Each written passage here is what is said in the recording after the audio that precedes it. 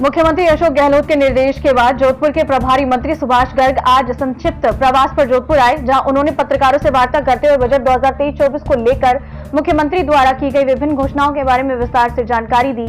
साथ ही केंद्र सरकार पर जमकर निशाना साधा। सुभाष गर्ग ने कहा कि जोधपुर में सरकार ने 99% कार्य पूरे किए। केंद्र की उज्ज्वला योजना के सिलेंडर मुख्यमंत्री 500 रुपए में भरवा रहे हैं। उन्होंने कहा कि आंध्र प्रदेश के बाद राजस्थान दूसरा राज्य है जहां 11.04 ग्रोथ रेट आई है। नवभारत समाचार जोधपुर राजस्थान से संजय सोपा की रिपोर्ट। जातीय डिस्ट्रिक्ट में भी उन्होंने सैंक्शन नहीं किया, जहां की पॉपुलेशन 70 से 80% पॉपुलेशन जो जनजाति है, बहुत गरीब लोग रहते हैं, भील जाति के लोग रहते हैं। तो मैं पूछना चाहता हूं आपके माध्यम से 25 एमपी केंद्रीय मंत्री, मैं पूछना चाहता हूं वो एक उपलब्धि राजस्थान प्रदेश की बता दें कि उन्होंने आउटराइट ही जाकर के राजस्थान के प्रदेश को कुछ राहत दिलवाने का काम किया हो।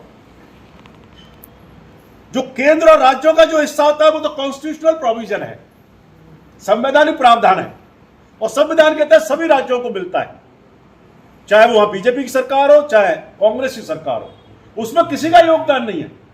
हाँ, कोई राष्ट्रीय परियोजना स्वीकृत करा देते, ईआरसीपी हमारी योजना है, उस ईआरसीपी के लिए कह दिया चाहे कुछ भी हो जाए, मुझे भीख मांगनी पड़े, मुख्यमंत्री जी ने कहा मैं इस योजना को बंद नहीं होने दूंगा। और दूसरी तरफ एमपी सरकार सुप्रीम कोर्ट में चली गई हमारे हक के पानी को रुकवाने के लिए। इसका मतलब ईआरसीपी को ये स्वीकृत करने की इनकी मंशा साफ नहीं है, इनके मन में ईमानदारी नहीं है, और वो 13 जिलों की लाइफ लाइन है। जोधपुर संभाग की बात करना चाहता हूं। राजीव गांधी लिफ्ट परियोजना 3rd फेज दिया, कितने करीब 1400 से 1500 गांवों को फायदा मिलेगा। पाली, जोधपुर, बाड़मेर के कुछ गांवों को उसको स्वीकृत करा देते, वो तो आपका शहर है, क्षेत्र है, कृषि मंत्री भी है यहां।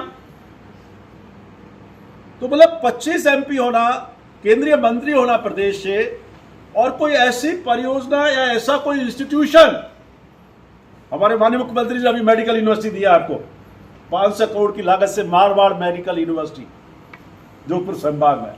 मैं समझता हूं पूरे पश्चिमी राजस्थान का जो मेडिकल इंफ्रास्ट्रक्चर का जो ढांचा मजबूत हो रहा है, इंस्टीट्यूशंस के माध्यम से, टेक्निकल जो रिसर्च इंस्टीट्यूट है उनके माध्यम से, एडवांस टेक्नोलॉजी के इंस्टीट्यूट्स के माध्यम से जो काम हो रहा है।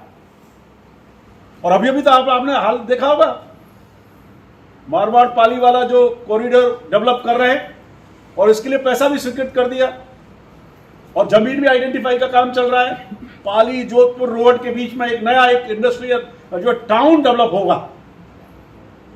तो आप देखिए, जो थार के रूप में जाना जाता था जो क्षेत्र, उस थार को दुबई से आगे बढ़ाने का काम, बाड़मेर जोधपुर का, वो काम माननीय मुख्यमंत्री जी कर रहे हैं। बड़ा कई बार हम सोचते थे, हमने भी कई बार कहा, मुख्यमंत्री जी भी बड़ी संवेदनशील बात करते थे, जैसे आंगनबाड़ी कार्यकर्ता हैं, इसी तरह से सहायिका हैं, कुक हैं, फर्राश है, जो पार्ट टाइम मानदेय पर काम करते हैं, इनको भी एक तरह से सामाजिक सुरक्षा की गारंटी देने के लिए इनको 2-3 लाख रुपए के बीच में एक पैकेज का निर्धारण किया जाएगा। जब व्यक्ति रिटायर हो, कुछ काम करे, तो उसको कुछ पैसा मिले, जिससे कि अपने परिवार का भरण पोषण बाद में कर सके। इसी तरह से मनुष्य के साथ साथ पशुओं को भी,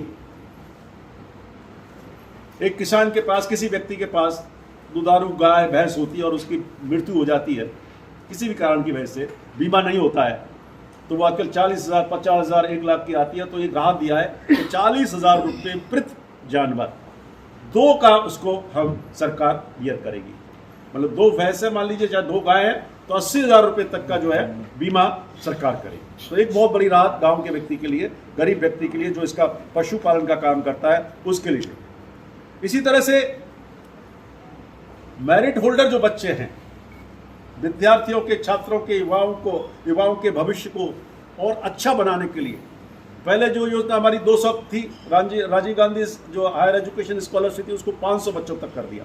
150-200 जो यूनिवर्सिटीज हैं वर्ल्ड की, उसमें अगर एडमिशन होता है तो पूरा खर्चा, अगर 1 करोड़ भी होगा, 2 करोड़ भी होगा, पूरा सरकार बियर करेगी। कोई गरीब का व्यक्ति सपने भी नहीं देख पाता था, सोच ही नहीं सकता था कि मैं विदेश में जाकर के अच्छे इंस्टीट्यूशन में मेरिट होल्डर होने के बावजूद ही मैं एडमिशन ले सकता हूँ।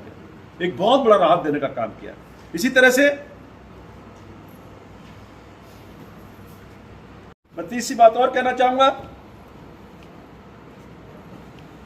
राहत देने की बात जो चल रही थी, तीसरी राहत दी हमने, चौथी राहत दी इंदिरा गांधी रसोई। आप लोग देख रहे हैं बोला कितने लोग इसका उपयोग कर रहे हैं। 8 रुपए में, 16 रुपए में दिन भर का खाना, और हजारों रसोई काम कर रही हैं और उनको भी बढ़ाने का काम किया है सरकार। इसके ऊपर हजारों करोड़ रुपए जो है बैन कर रही है। एक बात और कहना चाहूंगा, एक और राहत कर दी कि अब आने वाले समय में, एक तरफ तो अग्निवीर की बात करते ही है और हमारी सरकार काम करती है कि ठेके पर अब कोई भी कर्मचारी नहीं रखा जाएगा। ठेका सिस्टम को खत्म कर रही है सरकार, और कॉन्ट्रेक्चुअल जो सर्विसेज का जो नियम बना दिए हैं, एक्ट आ गया है, उसके तहत भर्ती की जाएगी जो नियमानुकूल होगी, नियमों के अनुसार होगी, और उसी व्यक्ति को बाद में 5 साल जो भी सेवा नियम बन रहे हैं उसके हिसाब से उसको परमानेंट कर दिया जाएगा। तो एक व्यक्ति के भविष्य की उसको चिंता नहीं रहेगी, व्यक्ति को उसकी अनिश्चितता नहीं रहेगी। जबकि दूसरी तरफ डिफेंस जैसे सेक्टर में, आर्मी जैसे सेक्टर में आप अग्निवीर योजना को लेकर आए, 4 साल बाद पता नहीं वो व्यक्ति क्या करेगा, बड़ा मुश्किल प्रश्न है।